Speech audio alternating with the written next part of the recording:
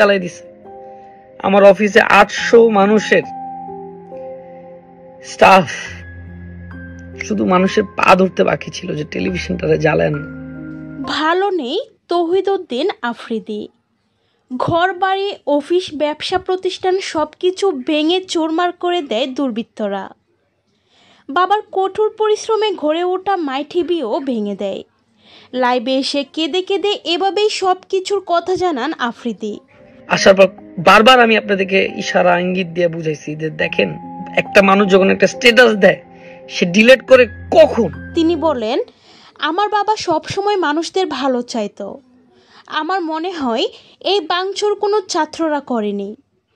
আমাকে কেউ বিশ্বাস করাতে পারবে না এইগুলো ছাত্রদের কাজ, এইগুলো হচ্ছে সন্ত্রাসদের কাজ।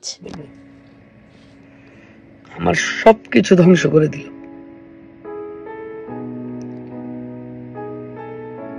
তো মাই টিভির গেটটা খুলে যেই আসতো আমার কাছে দেখা হইতো আমার সাথে, খালি হাতে বিদায় দিতাম না।